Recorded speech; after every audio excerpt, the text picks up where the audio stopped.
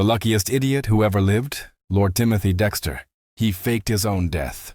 He staged his own funeral, invited the whole town, watched 3,000 people weep over his empty coffin. Then he stormed out, dragged his wife into the kitchen, and beat her with a cane because she wasn't crying hard enough. This isn't a horror story.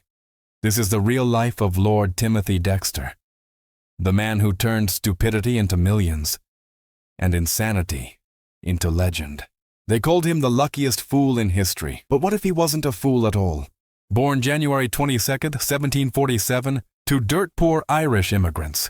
Dropped out at age 8, apprenticed as a tanner, the lowest job in colonial America. At 22, he does the only smart thing he'll ever do.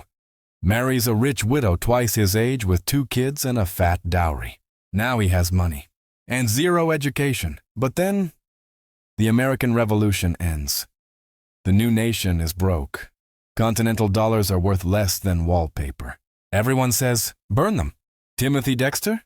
He mortgages everything and buys millions in worthless paper. Rivals laugh. You're done, Dexter. Then Hamilton's financial plan hits. Those notes are redeemed at full value. Overnight, the illiterate leather boy becomes one of the richest men in Massachusetts. First insane twist. He didn't even understand what he was doing. Pure, dumb luck. Now flush with cash, Dexter moves to Newburyport and starts investing. Rivals decide to destroy him with pranks. Prank number 1. Send coal to Newcastle, England, where they mine coal. Dexter loads ships, sails across the Atlantic. A massive miners' strike. No coal anywhere. He sells at 500% profit. Prank number 2. Ship bed warmers to the tropical West Indies. He does it. Locals melt the pans into ladles for molasses. Massive profit. Prank number 3. Wool mittens to the Caribbean. Asian traders buy them all. Ship them to freezing Siberia. Prank number 4. He buys stray cats by the hundreds. Ships them to rat-infested islands. Cats sell for $10 each. Whale bones to the West Indies. Corset makers go wild. Every single time, the dumbest idea in the world made him richer. He started calling himself Lord Timothy Dexter, first Lord in America. Built a mansion, commissioned 40 giant wooden statues in his front yard. George Washington, Thomas Jefferson, and 2 of himself. One statue read, "I am the greatest philosopher in the Western world." By now, he's completely unhinged. He decides the ultimate test of love: fake his own death. Orders a mahogany coffin lined in silk. Builds a glass-windowed tomb in the garden so he can watch. Invites 3,000 people. Priest reads the service. Mourners sob. Then, from the kitchen, a scream. Dexter bursts in, alive, furious. "You didn't cry enough!"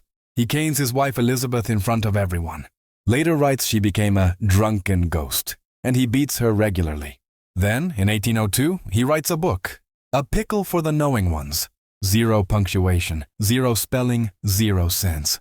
Sample. Fooder Mr. Printer the Knowing Ones. Complain of my book. The first edition had no stops. I put in enough here. And they may pepper and salt it as they please. Readers complain. Second edition. He adds 1 page with 11 lines of random commas, periods, question marks. Says, put them where you like. It sells 8 editions. October 23rd, 1806. Dexter dies, still rich, still bizarre. Obituary. His intellectual endowments were not of the most exalted stamp. Maybe he wasn't lucky. Maybe he was the only one crazy enough to see opportunity where everyone else saw failure. The ultimate proof that sometimes the dumbest move is the one that changes everything.